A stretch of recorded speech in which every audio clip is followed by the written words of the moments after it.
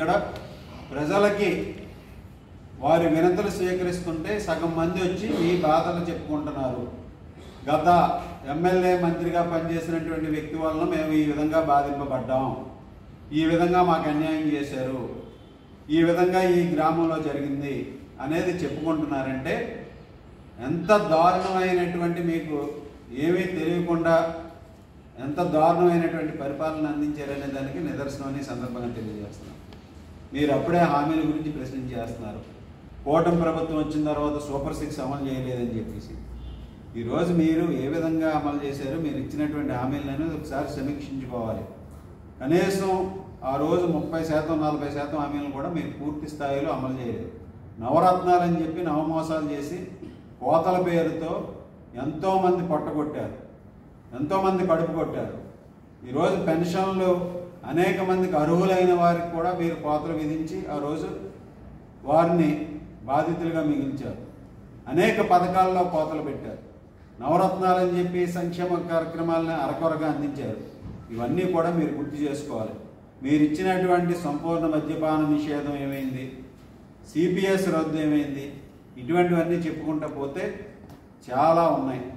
అలాగే దళితులకు సంబంధించి 29 సంక్షేమ కార్యక్రమాలని అడ్డగోలుగా రద్దు చేసినటువంటి ప్రభుత్వం ఇది. అంబేద్కర్ విదేశీ విద్యా విధానాన్ని రద్దు చేసినటువంటి ప్రభుత్వం ఆ రోజు. ఆ విధంగా మీరు చెప్పుకుంటూ పోతే ఎన్ని తప్పులు చేశారనేది మీరు మీ మనస్సాక్షిని ప్రశ్నించుకోండి. మీరు ఒక సుపరిపాలన అందించుంటే ప్రజలంతా దయనీయమైనటువంటి ఫలితాన్ని మీకు ఇవ్వరు. ఈరోజు మీరు చేసినటువంటి నిర్లక్ష్యం వలన మీరు చేసినటువంటి నిర్వాహకం వలన ప్రజలందరూ కూడా మిమ్మల్ని చేత్కరించి బయటికి గెంటేయడం జరిగింది.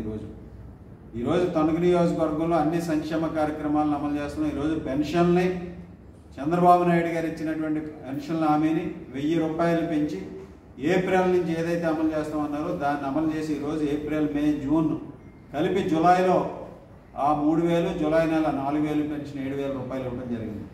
అలాగే మొదటి తారీఖులో మీరు ఏదైతే వాలంటీర్ల వ్యవస్థ లేకుండా పెన్షన్లు ఇవ్వలేమని చెప్పారో దాన్ని ఈరోజు విరుద్ధంగా అధికారులతో పెన్షన్ను 1వ తారీఖునే 98% పూర్తి చేయడం జరుగుతుంది.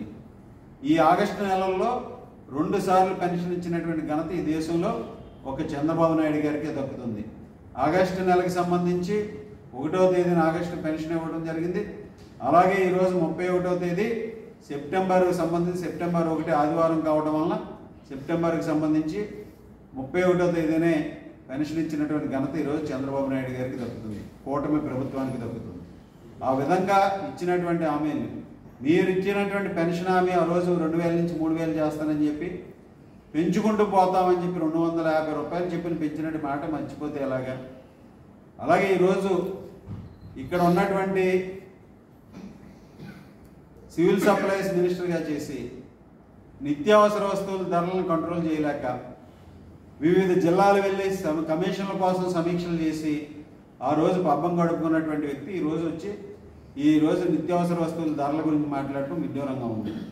ఈరోజు మీరు చూసుకోండి, అన్నీ మాట్లాడి కందిపప్పు కానీ షుగర్ కానీ ఇతర నిత్యావసర వస్తువుల ధరలన్నీ కూడా తగ్గించి రైతు బజార్ల ద్వారా కానీ కొన్ని వ్యాపార వర్గాల ద్వారా కానీ ప్రభుత్వం నిర్ణయించినటువంటి ధరలకి అందించడం జరుగుతుంది. ఈరోజు వ్యవస్థలన్నింటినీ కూడా నిత్యావసర వ్యవస్థల ధరలన్నింటినీ కూడా నియంత్రించడం జరుగుతుంది. పేద అందరికీ అందుబాటులో తీసుకురావడం జరుగుతుంది.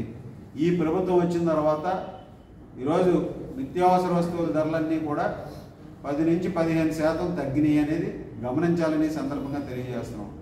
ఈరోజు ఆ విధంగా ఈయన మాజీ మంత్రి గారు వచ్చి ప్రభుత్వం మీద కారుకూతలు కూసి ఏదో ప్రభుత్వాన్ని విమర్శించాలంటే కాదు, మీరు నిష్పక్షపాతంగా ఆలోచించండి. ప్రభుత్వం ఎక్కడైనా పొరపాట్లు చేస్తే వేలెత్తి చూపండి, సరిదిద్దుకుంటా ప్రయత్నిస్తాం. అంతే తప్పితే ప్రభుత్వం వచ్చి కనీసం 2 నెలలు రాలేదు, ఈరోజు 80 రోజులు అవ్వలేదు, ఈరోజు మీరు కనీసం 2 రోజులు కూడా మీ నియోజకవర్గంలో లేరు, ప్రభుత్వం మీద విమర్శలు చేయడానికి మాత్రం ఈరోజు ముందుకు వచ్చారు. అలాగే ల్యాండ్ టైటిలింగ్ యాక్ట్ గురించి మాట్లాడుతున్నారు.